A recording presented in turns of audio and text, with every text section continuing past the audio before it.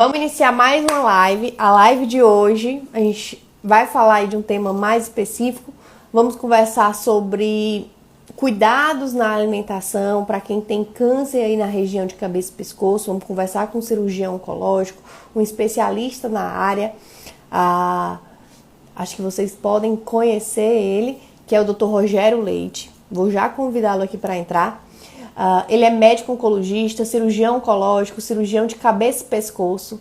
Há mais de 20 anos ele trabalha com pacientes com câncer. Tem mais de 200 mil seguidores no YouTube.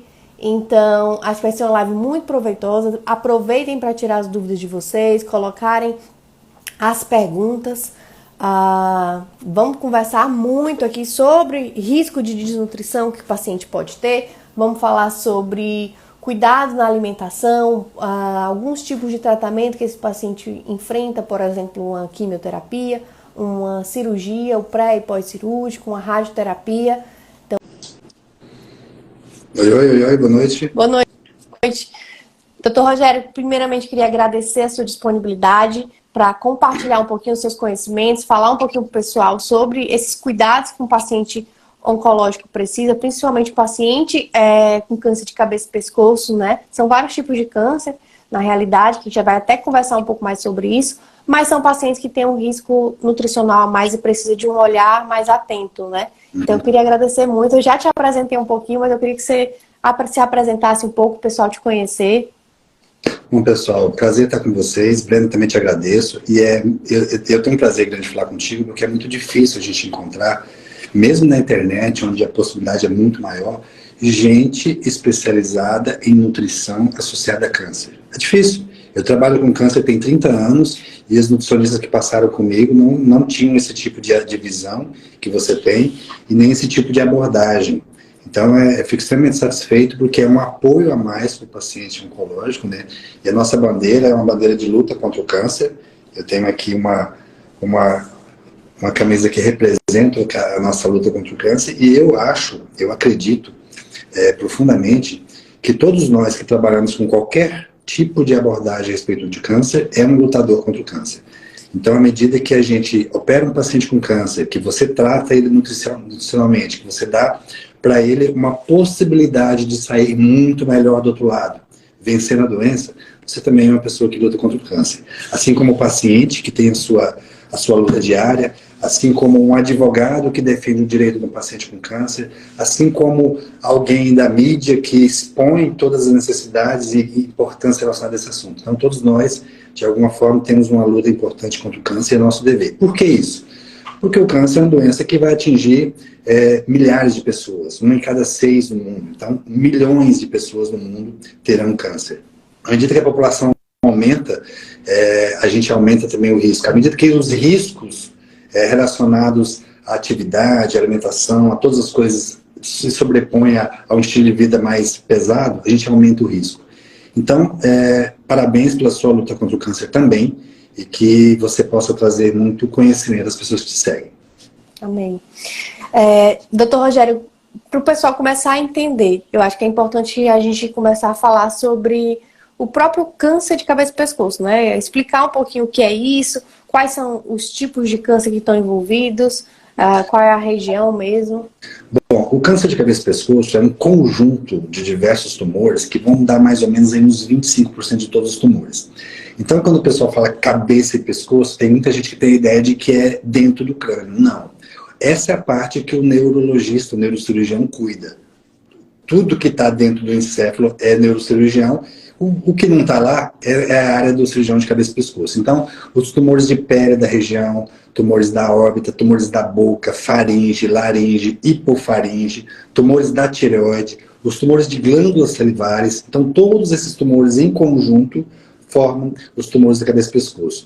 E o pescoço é uma área estreita, nobre e com uma série de detalhes em relação à anatomia que podem complicar muito o tratamento. Nós podemos ter efeitos colaterais diferentes de cada tipo de cirurgia, mas nós podemos ter efeitos colaterais incomuns, que você conhece muito bem e trata, e relacionados ao tratamento de radioterapia, por exemplo. Quando você tem um paciente que faz uma radioterapia da região de cabeça e pescoço, ele desenvolve a mucosite, isso afeta profundamente a capacidade de recuperação da pessoa. Afeta profundamente a saúde, não só pelo câncer, mas pelos efeitos do tratamento relacionado a esse câncer. E aí entra uma situação de fundamental importância, que é o suporte, que é a orientação do ponto de vista nutricional.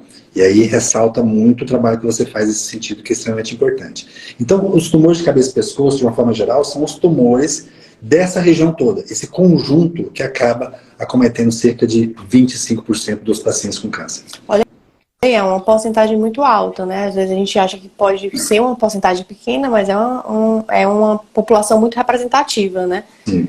E eu costumo falar mesmo que, por ser nessa região, acaba que impacta diretamente na alimentação. Seja por problemas mecânicos, às vezes pela questão da localização do tumor, né? Obstrução do tumor, como também pelos tratamentos. Os tratamentos oncológicos, eles vão impactar diretamente aí na sua alimentação, principalmente por ser nessa região. E impactando na alimentação, você vai ter um risco maior de comprometer seu estado nutricional. Então, são pacientes que a gente já considera como pacientes de risco nutricional. E aí são pacientes que o cuidado nutricional, desde o mais precoce possível, né, desde o momento do diagnóstico e durante todo o tratamento, ele é indispensável para que ele não só controle mais esses efeitos colaterais, como também preserve mais o seu estado nutricional e não comprometa, porque a gente sabe que o estado nutricional mais debilitado pode trazer complicações ao longo do tratamento, né? E aí, Breno, eu acho que vale a pena um alerta, inclusive, principalmente a nós, profissionais de saúde da medicina, porque muitas vezes o oncologista, ele está muito focado no tumor, não está focado diretamente no paciente. E isso não é por mal, a nossa formação acaba sendo uma guerra, uma luta contra o tumor. Só que no meio dessa guerra, existe o paciente que tem uma série de necessidades que muitas vezes podem não ser tratadas de forma adequada porque não se dá a devida importância para isso. Imagina a gente operar um paciente absolutamente desnutrido. Aumento dos chances de fístulas, aumento das chances de complicação, de deiscência de estrutura, de todas as complicações, simplesmente pelo fato de não ter um estado nutricional adequado. E aí, a gente entra num dilema que é o seguinte: a gente prepara melhor nutricionalmente, com o risco da doença evoluir, ou a gente opera e corre o risco do estado nutricional ruim, e aí aceita as possíveis complicações da cirurgia. Então a gente tem que achar esse equilíbrio, esse meio termo, né, justamente para que a gente ache um ponto onde a gente beneficia ao máximo o paciente. E muitas vezes, vários profissionais de saúde ligados à oncologia, a gente é muito focado no tumor, e acaba passando batido isso, né? E você já tem uma experiência boa nesse sentido, né, Breno? Sim, até porque eu gosto muito de olhar o paciente de forma integral, né? Pra gente identificar a causa e conseguir tratar a causa. Por exemplo, um exemplo bem simples em relação a efeitos colaterais. Às vezes o paciente ele tá mais desnutrido, não tá conseguindo se alimentar, e você tem que identificar qual é a causa dessa dificuldade para conseguir se alimentar. Vamos dizer que ele tá com a disfagia, dificuldade de deglutir. Essa disfagia pode ser problemas mecânicos, pode ser problemas emocionais, né? Pode ser até a própria desnutrição, porque a desnutrição aqui é musculatura. Então tem pacientes que chegam no ponto de ficar desnutrido e não conseguir nem engolir direito. Então, realmente tem que olhar o paciente como um todo para que a gente consiga tratar da melhor forma, né? Para que ele tenha realmente um tratamento com mais sucesso. Quais são os fatores de risco, doutor Rogério, em relação a esses tipos de câncer? Geralmente, o câncer de tem cabeça o mesmo pessoas, fator de risco? Uma coisa importante, a gente, antes de dizer sobre isso, é o conceito de fator de risco. É sempre bom as pessoas terem ideia disso. O que é um fator de risco? É um fator que, quando presente, aumenta, mas não determina, aumenta o risco da pessoa desenvolver aquele determinado tipo de câncer. Então, todo câncer tem fatores de risco. Alguns a gente não identificou e a gente não conhece, mas com certeza ele está lá em algum lugar. Então, a presença daquele fator de risco não garante que vai ter o câncer, mas aumenta o risco. Então, eu costumo dizer, Brena, que cigarro, por exemplo, eu não posso dizer que cigarro causa câncer. Por quê? Porque se eu falo que cigarro causa câncer, eu faço uma relação de causa e efeito muito direto. Isso significa que eu não consigo explicar por que um monte de gente que fuma nunca tem câncer. Por que as pessoas que nunca fumaram têm câncer? Então, não existe uma relação direta. Então, o cigarro é um fator de risco para câncer. Ou seja, quando você fuma, você aumenta a chance. Então, quais são os fatores de risco relacionados aos tumores de cabeça e pescoço? Basicamente, os mais importantes, cigarro e bebida alcoólica. Então, a gente tem os tumores da boca, da faringe, que entra mais em contato com esses elementos irritantes, cronicamente irritantes, são as áreas mais suscetíveis. Lembrando que o cigarro ele é fator de risco para tumores até a distância. Por exemplo, quando você fuma, você aumenta a chance de o risco de câncer de bexiga, que parece que não tem nada a ver com cigarro. Quando se fala de cigarro, a pessoa pensa logo em câncer de pulmão, que é o que chama mais atenção. Mas o principal, cigarro e bebida alcoólica. Sendo que quando você junta cigarro e bebida alcoólica, você aumenta a incidência brutalmente, às vezes 10 ou 15 vezes maior. Mais recentemente, nos últimos anos, tem se aumentado muito a incidência de câncer de boca, principalmente entre pessoas mais jovens, relacionadas ao HPV. Então a incidência tem crescido muito em relação a isso, e ele tem uma característica um pouco diferente dos tumores causados por cigarro e bebida alcoólica, mas ainda fazemos o mesmo tratamento, ainda operamos do mesmo jeito, ainda fazemos a radioterapia do mesmo jeito, ainda fazemos a quimioterapia do mesmo jeito, mesmo em situações que parece que existe uma agressividade menor, mas a gente precisa um pouco mais de estudo para poder saber se esse tipo de câncer específico deve ser tratado da mesma forma. Agora, o efeito final disso? O efeito final disso, ele já sabe. Sofrimento, dor, perda de peso, perda nutricional, e aí a coisa se complica. Então, é mais fácil tratar um câncer ou passar pela dificuldade de se eliminar esses fatores de risco? Então a gente tem que pensar muito nisso, porque assim, como é fator de risco, pode não desenvolver. Aquelas pessoas que bebem bastante, aquelas pessoas que fumam bastante, acreditam nisso. Não, comigo não vai acontecer.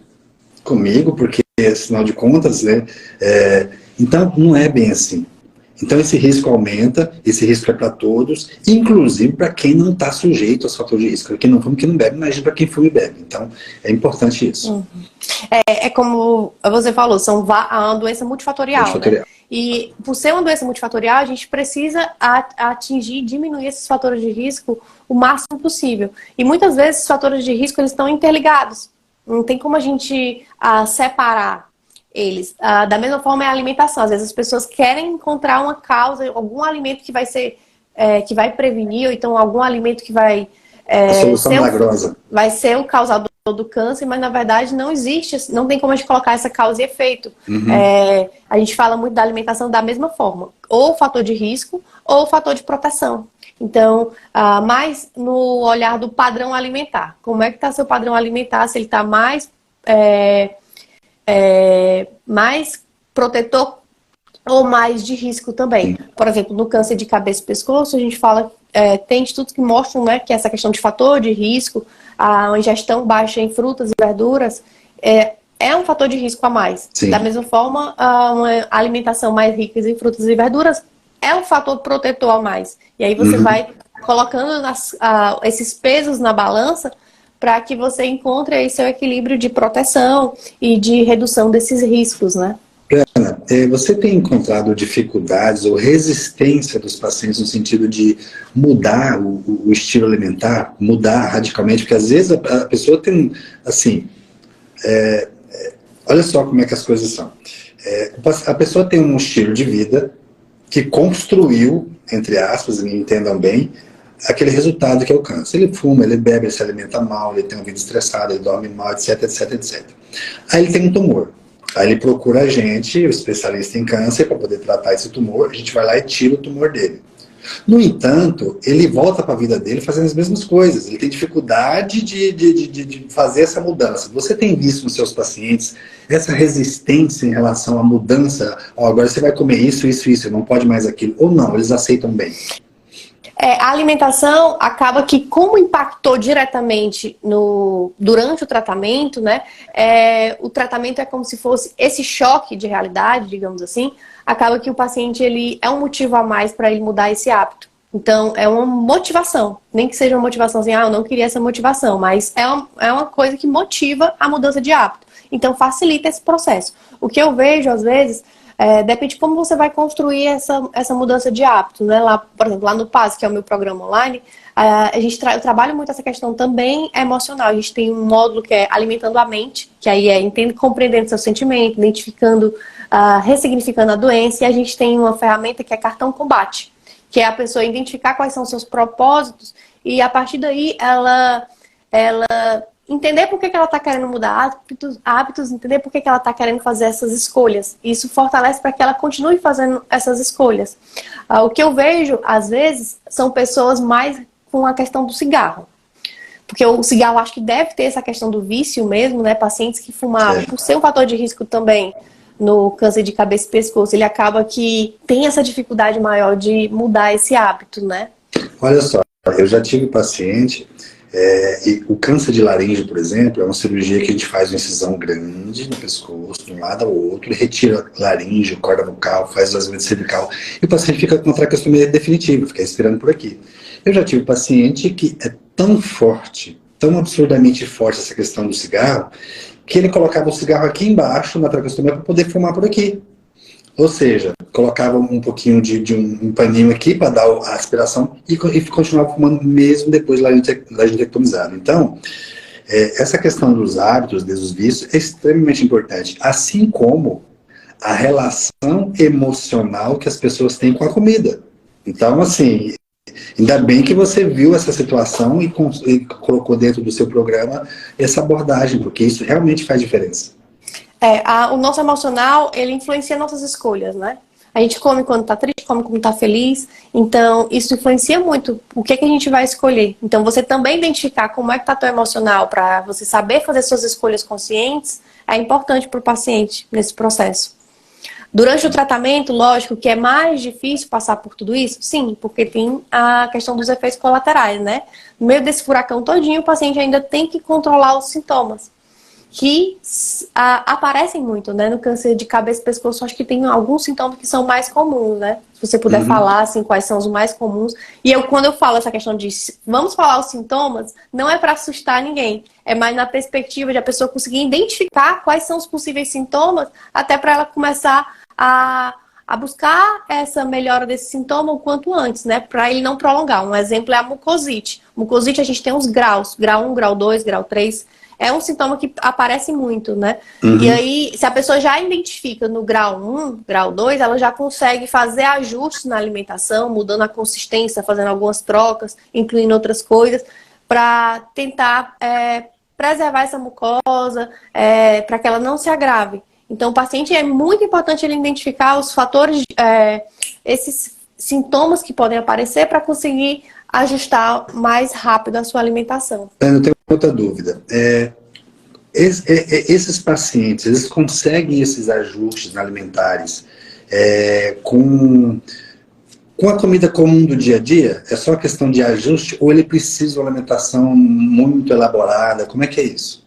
Não. Coisas simples que você tem em casa, você consegue fazer esses ajustes. Por exemplo, mucosite. Mucosite, tem essa inflamação, né? Às vezes fica a feridinha mais aberta, às vezes forma essas aftas. E só em mudar a consistência, ou então só em mudar a temperatura da comida que você está comendo, você já traz um conforto maior. Então, em vez de comer uma comida quente, você vai passar a comer uma comida em temperatura mais ambiente, isso já traz um conforto maior. Comida seca, bolacha, biscoito, que são comidas que agridem mais a mucosa, se você mudar a consistência, bota num almoço um purê, então você já está mudando ali uma consistência, já machuca menos. Carne, por exemplo, vou comer uma carne moída, um frango desfiado, isso também já irrita menos a mucosa. São algumas trocazinhas que dá para fazer em casa mesmo, que você já consegue melhorar esse quadro. A gente tem, por exemplo, para outros sintomas, vamos dizer assim, náusea, gengibre. Gengibre é antiemético, até para mucosite mesmo, né? Um chazinho de gengibre que dá para fazer em casa. Antiemético, antibacteriano. Então são coisinhas simples que dá para vocês colocarem na rotina. Legal.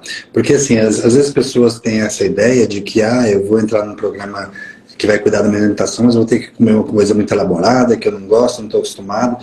E você vê que a diferença é que faz o conhecimento em cima das coisas simples, né? Acho que é justamente isso que faz realmente a beleza da situação. Você pegar aquela coisa simples, reorganizar aquilo lá de forma que você consiga resultados diferentes. Só que tem um detalhe, né? Um paciente de cabeça e pescoço, muitas vezes, ele tá com a ingestão alimentar bem comprometida, às vezes por um pós-cirúrgico, por essa mudança na consistência da alimentação, se ele está comendo mais pastoso, mais líquido, ele tem essa dificuldade de atingir a necessidade que ele precisa, e aí muitas vezes, por ser um paciente com esse risco nutricional maior, ele vai precisar fazer uso de alguns suplementos de caloria ou então de proteína para atingir a necessidade que ele precisa.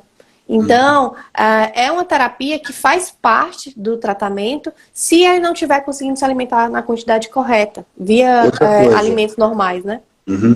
Quando o paciente está em tratamento, ele tem, assim, fora do caso de câncer, ele tem uma necessidade energética padrão, vamos assim dizer. Ele entrou em tratamento, isso muda muito? Ele precisa de mais caloria, ou menos, ou mais proteína? Como é que você conduz essa parte?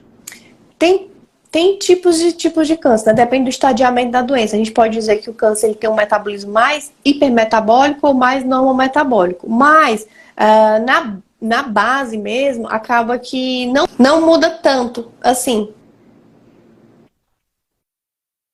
Então, a base da alimentação, ela fica normal mesmo. Às vezes, por essas dificuldades de ingestão alimentar, é que a gente precisa complementar a alimentação, mas não chega a ser tão discrepante do normal, não, a quantidade de calorias que ele precisa. Em média, é basicamente a mesma. Legal. Outra coisa que eu queria... Já estou te explorando de seus conhecimentos. Outra coisa que eu queria que você falasse também, que às vezes as pessoas têm muita dúvida, é em relação à necessidade ou não de suplementos durante o tratamento para câncer. Ou seja, uma dieta adequada é suficiente ou vai precisar suplementar? Eu sempre falo que quando essa questão do suplemento, o paciente tem que prestar atenção em 3 pilares. Questão do tipo de tratamento que ele está fazendo, que alguns tipos de tratamento ele vai ter algumas necessidades diferentes. Por exemplo, se eu vou fazer uma cirurgia de grande porte, e existe nutrientes importantes para te ajudar na cicatrização, na recuperação pós-cirúrgica. Então tem todo um preparo pré e pós-cirúrgico que muitas vezes só pela alimentação não seria suficiente. Tipo de tratamento que ele está fazendo, o tipo de câncer também, às vezes se é um câncer que leva a uma perda de peso mais rápida, ou é um câncer que tem um risco nutricional maior, por exemplo, câncer de estômago, câncer de intestino, o câncer de cabeça e pescoço, mas são cânceres que podem levar uma perda de peso maior por esse risco nutricional ser maior, ser um paciente de risco nutricional mesmo. E dependendo dos tipos de sintomas, né? Estou com um sintoma que também compromete a minha ingestão alimentar, então esse sintoma está comprometendo quanto da minha alimentação, que aí eu poderia complementar com esses nutrientes, né, que faltam, ou proteína, ou caloria. Então vai depender desses 3 pontos: tipo de câncer, tipo de tratamento e possíveis sintomas que ele estiver apresentando, que aí é nisso que a gente vai definir quais seriam os suplementos adequados para esses pacientes. Uma coisa que a gente tem dificuldade na cirurgia de cabeça e pescoço é que tanto o tratamento quanto o próprio tumor, ele destrói ou altera muito a via de alimentação. Então, vamos imaginar que tem um tumor na boca. E aí a cirurgia pode ter necessidade de ressecar a mandíbula, retirar os reconstruções que ele tem dificuldade de engolir. E aí vem a questão de uso de sondas, etc., essas coisas todas, né? De gastrostomia, jejunstomia, até mesmo sonda nasointeral. E aí muda a orientação. O que você fala sobre isso? O médico que vai trazer esse procedimento, né? Vai depender de cada médico, né? Tem médico que implanta a sonda, tem outros que não, né? Ele que vai definir a via.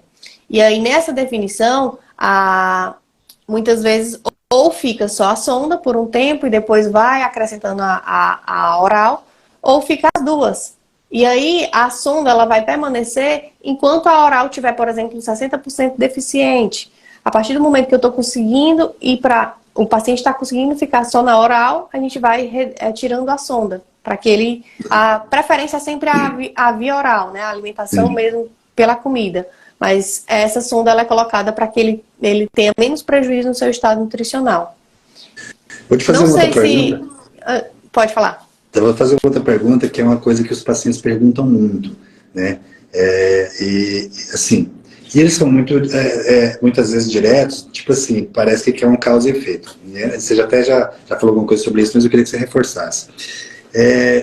Eles perguntam muito se existe algum tipo de alimentação que pode proteger contra o câncer, ou um tipo de alimentação que pode, de alguma forma, acelerar ou prejudicar ou provocar câncer.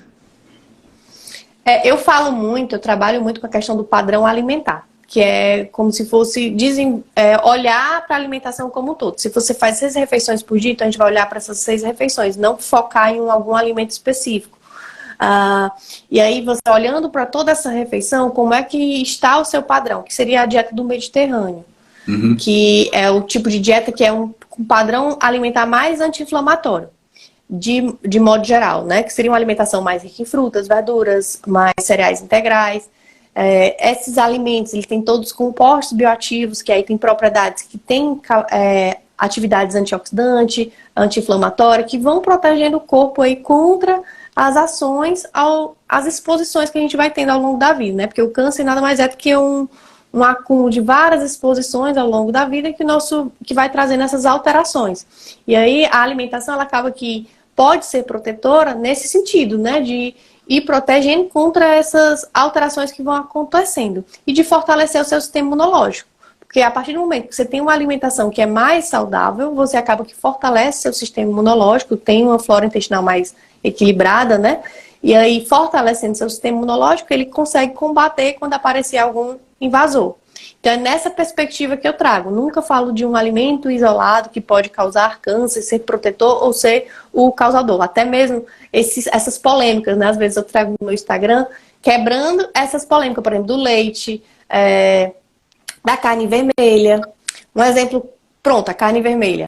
Carne vermelha nem sempre ela pode ser inflamatória. Depende da quantidade que você come, da forma que você prepara, de como você está combinando ali no prato. Estou comendo a carne vermelha sozinha, uma grande quantidade, assada ali na brasa, ou eu estou comendo uma carne mais cozida, pequena quantidade, e combinando com frutas, com verduras, num prato bem saudável. Que aí nesse prato a gente fala que é um prato ali num padrão mais anti-inflamatório, que é um padrão protetor. E aí você acaba equilibrando essa balança. Por exemplo, ou seja, não existe verdades absolutas, né? Depende de todo o contexto. Né? Você tem que olhar todo o padrão da alimentação, com a escolha dos alimentos, a combinação, como é que você está fazendo, como é que você está consumindo. Outra questão, chá, né? Chimarrão, às vezes café, o pessoal às vezes chegam a dizer, né, que pode causar câncer de cabeça e pescoço, né? E aí o que a gente sabe? Na realidade, o café, alguns tipos de chá, eles são até protetores. Tem muitos compostos bioativos que seriam de forma protetora. Mas o que os estudos mostram é a questão da temperatura, um consumo exagerado, temperatura muito quente. Então, esses equilíbrios que você precisa encontrar, né? O paciente precisa encontrar, de escolher, de consumir, como vai combinar os alimentos. Outra coisa que eu quero saber de você. Como é que você orienta, e é possível que isso tenha dentro do seu programa, que eu já vi que é um programa completo, em relação à família? O que a família pode ajudar nesse paciente, nesse momento, relacionado à parte alimentar? Como é que ela ajuda nisso?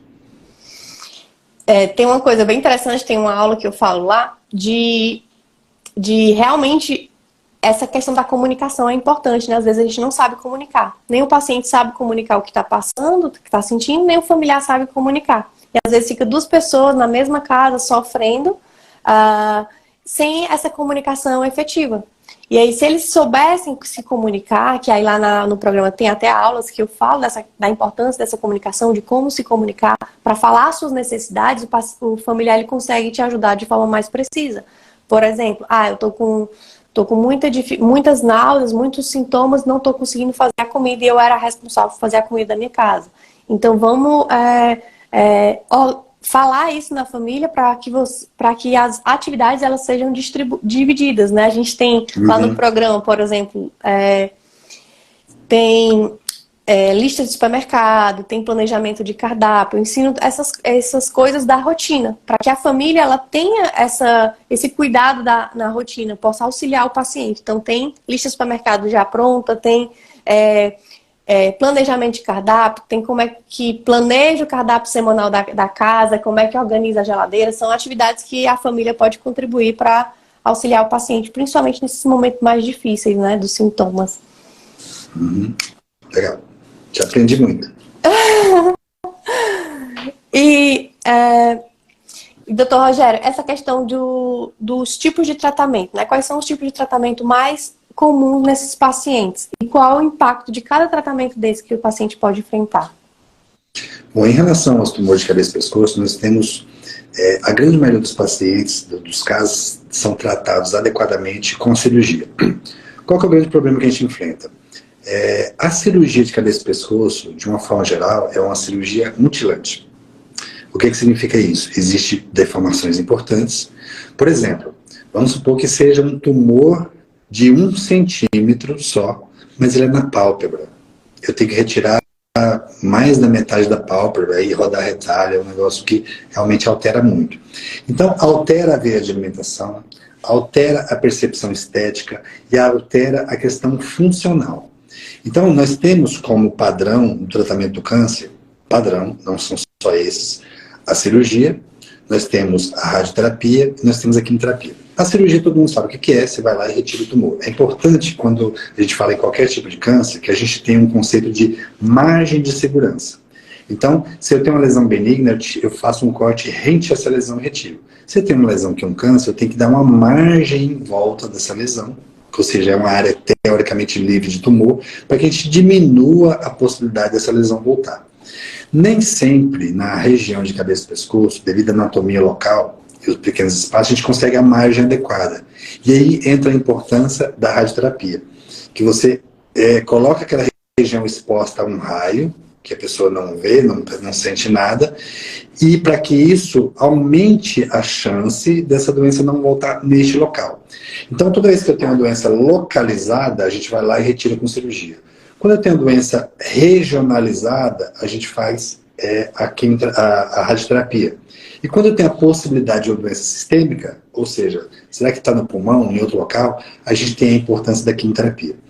Lembrando que vários tipos de câncer têm abordagens diferentes. Nós temos, por exemplo, a hormonioterapia no câncer de mama, nós temos terapia-alvo, uma série de outras abordagens. E cada tipo de câncer tem o seu padrão de abordagem de tratamento, mas tem particularidades. E na região de cabeça e pescoço, uma coisa que a gente sofre realmente, muito mais, às vezes, do que em outras áreas, é o impacto do tratamento no resultado final do paciente, a qualidade de vida do paciente. Então, isso pode ser bem mais acentuado do que os tipos de câncer. Você pode operar um câncer, sei lá, de intestino e não ter tanto impacto assim. Mas quando você opera um tumor na língua, tumor na boca, tumor na faringe, na laringe, perde a voz, realmente esse impacto é extremamente significativo. Então, basicamente, a gente faz cirurgia, radioterapia e quimioterapia, dependendo do estadiamento. O que é o estadiamento? Que grau que a doença avançou? Como é que é a extensão dela? Como é que a medida da extensão do peso de tudo dessa doença? Isso é o estadiamento. E baseado nesse estadiamento é que a gente adota protocolos, que são protocolos adotados mundialmente, para ter o melhor resultado. E o estadiamento ele permitiu um grande avanço no tratamento do câncer. Porque se você tiver, por exemplo, fulano está com gripe, mas um trata com uma dipirona, um antiácido, um anti-inflamatório. O outro trata com um chazinho. O outro fala que você tem que hidratar e ir para casa descansar. Então, você pode tratar uma gripe de várias formas. E câncer, você tem sempre um padrão para tratamento. Então, você consegue comparar grupos daqui e do outro lado do mundo. Uma vez eu estava aqui, recebi um paciente com tumor de boca. Ele era um brasileiro e ele foi para o Japão para trabalhar. Na época que é muito brasileiro para o Japão para trabalhar. Uhum. Lá ele desenvolveu um câncer de boca. E aí ele operou lá, fez uma glossectomia parcial, com esvaziamento, tudinho. E o médico lá japonês escreveu um relatório, traduziu para o inglês e mandou para cá. A gente fica até emocionado, porque é exatamente o que a gente faz no outro lado do mundo, né? E a gente não consegue isso em muitas doenças, tem muitas particularidades. Então a gente permite Isso permite comparar resultados de grandes grupos populacionais de tratamento. Então, isso é um fator que evoluiu no câncer. Agora, nós temos que tomar cuidado, porque à medida que padroniza, você não considera as individualidades. E aí entra muito essa situação. O que o japonês come não é o que a gente come. Então, você tem que adequar uma série de coisas relacionadas a isso. Então, a gente tem que tomar cuidado, que a padronização é boa num aspecto, mas pode prejudicar o paciente em outro. Sim, é nesse ponto que eu falo desse padrão alimentar anti-inflamatório, porque a gente tem na nutrição essa padronização de que o melhor tipo de dieta, né? Não existe assim, uma dieta específica para cada tipo de câncer, mas seria esse padrão da dieta do Mediterrâneo, que é um tipo de alimentação que a gente às vezes não tem acesso, né? Amêndoas, nozes, a maioria da população, né? Salmão, então é uma alimentação mais cara. E aí a gente precisa tornar essa alimentação brasileira, né? Castanha do Pará, castanha de caju, amendoim, a sardinha, o atum. Então acaba que dá pra gente fazer esse ajuste, né? Em relação para trazer para a nossa realidade, né? E em relação, como é que você vê essa questão do risco nutricional? O paciente ele apresenta muitas dificuldades ao longo do tratamento, né? Como é que faz na tua prática em relação a esse cuidado nutricional? Em relação ao paciente com câncer, a gente já começa com um problema desde o começo. Né? O paciente já chega para a gente desnutrido, porque ele tem dificuldade da ingestão, ele tem dificuldade porque ele tem pouca fome, ele não consegue sentir nenhum cheiro de determinados alimentos. Então ele já chega debilitado. E aí a gente acaba propondo um tratamento que pode agredir mais ainda do ponto de vista nutricional. Ou seja, ao longo do tratamento, ele pode ter uma piora desse sentido se você não cuidar. E ainda tem todos os efeitos psicológicos do diagnóstico, do tratamento, que também atrapalha a digestão de alimentos. A pessoa mais deprimida, mais introvertida, mais preocupada, tem uma tendência a comer menos. E aí a gente junta todos esses fatores, a gente tem uma pessoa na nossa frente precisando de um tratamento, uma certa urgência, uma certa necessidade urgente, ele está sofrendo, ele tem dor, ele tem às vezes uma lesão que está crescendo, incomodando, e aí ele às vezes não está preparado para o tratamento naquele momento. Então é um dilema essa situação. E aí muitas vezes a gente não encontra também, principalmente na rede básica, rede de SUS, a gente não encontra muitas vezes profissionais preparados para poder ajustar, melhorar esse estado nutricional desse paciente para deixar ele pronto para uma melhor resposta ao tratamento. Então, existem muitas dificuldades aí. Sim. E às vezes a nutrição integral ela vem para suprir essa falta também, né? Com certeza. Faz uma diferença brutal. Deixa eu ver aqui o pessoal. Alguém tem alguma dúvida aí?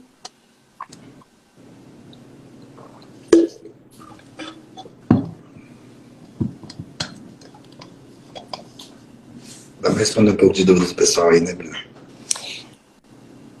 Doutor Rogério, você trabalha também com fonoaudióloga? A gente encaminha os pacientes, tem fonoaudiólogo, não trabalha junto comigo especificamente, mas é um profissional que tem um papel fundamental na recuperação desses pacientes. Tem mais escassez do que a nutricionista, né? É mais escasso mesmo.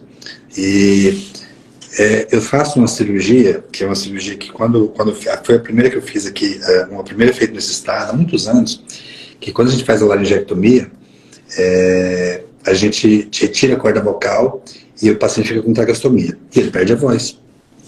E aí existe a necessidade de reabilitação desse paciente. Aí uma vez há muitos anos, tem 20 e tantos anos isso, eu implantei uma prótese fonatória no paciente, para ele voltar a falar. Então é um aparelhinho que você faz uma comunicação entre a traqueia e o esôfago, e ele tampa aqui o orifício, que é a traqueostomia, e consegue falar. E eu não tinha na época nenhum fonoaudiólogo para poder ensinar ele a falar. Ele era um paciente muito engraçado, né? Ele saiu de Cuiabá para São Paulo para poder passar uma avaliação para uma fonoaudióloga. E aí ele foi de carro. E aí ele saiu, passou 2 dias, ele voltou no consultório. Eu falei, mas você não foi para São Paulo? Eu falei, não, eu aprendi a falar na estrada, porque eu passei tanta raiva. Eu pus a cabeça para fora para poder xingar, e não conseguia xingar, então aprendi a falar no caminho e voltei. Ele voltou já teve, ou seja, não tinha acesso a fonoaudiólogo nessa época, né? Nossa. Agora já está mais fácil, mas mesmo assim ainda tem problema ainda de acesso a fonoaudiólogo. Sim, nossa, que história boa, né? Era isso, eu acho que deu pra gente tirar várias dúvidas. Ó, algumas pessoas aqui perguntando sobre tireoide. Quando se faz cirurgia de tireoide. Tireoide é um assunto legal. Que é diferente, né, também? Qual que é a pergunta, Brena? quando se faz cirurgia de tireoide, pode perder a voz? Bom, pode sim. O que acontece? A tireoide, ela não tem uma relação direta com a voz. No entanto, atrás da tireoide passa um nervo chamado nervo recorrente, o laríngeo inferior. Esse nervo ele sai do pescoço, do gânglio vagal inferior, desce no tórax e volta e sobe junto ao esôfago e entra dentro da laringe. Ele vai inervar todos os pequenos músculos dentro da laringe. Então, se você lesar esse nervo durante a cirurgia, você pode realmente ter problema de voz. O que protege os pacientes? Protege os pacientes a primeira experiência do cirurgião, tem que ser o cirurgião que tem experiência nisso, né? Graças a Deus esse tipo de complicação é uma complicação cada vez menos frequente, porque os cirurgiões estão cada vez mais especializados, né? Não é mais um cirurgião geral, não desmerecendo o cirurgião geral, mas de manhã ele opera uma coisa, de tarde outra, de noite outra, então não pega aquela experiência. E além disso, hoje em dia, a gente tem uma ajuda da tecnologia, que é um equipamento que a gente faz a neuromonitorização. O que significa isso? Quando o paciente passa o tubo, que é um tubo da anestesia geral, tem um sensor naquele tubo. E a gente tem uma outra canetinha que fecha o circuito. A gente vai mapeando esse nervo e ajuda a ver a localização dele. Então isso aumenta muito a segurança da cirurgia.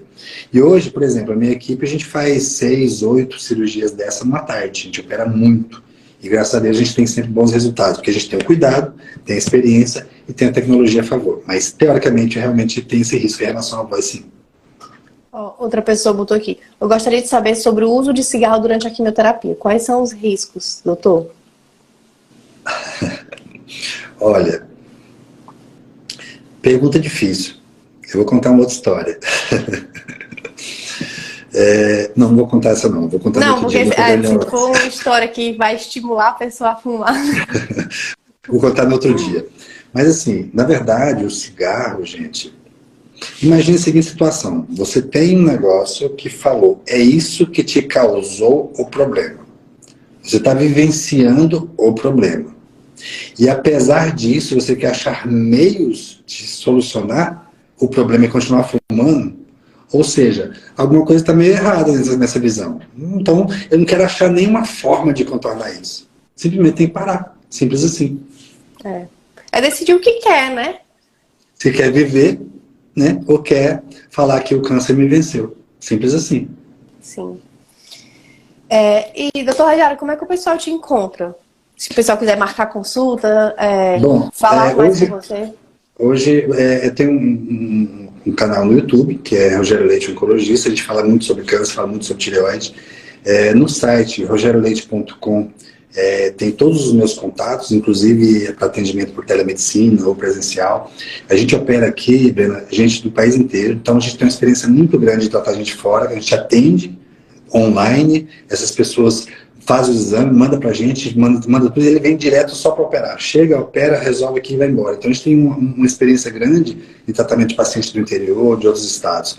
Então consegue muita coisa, consegue achar a gente pelo site, rogerioleite.com.br, rogerioleite.com. E eu vou falar um segredo para vocês. Tem uma pessoa que trabalha comigo que chama Larissa. Ela resolve quase tudo.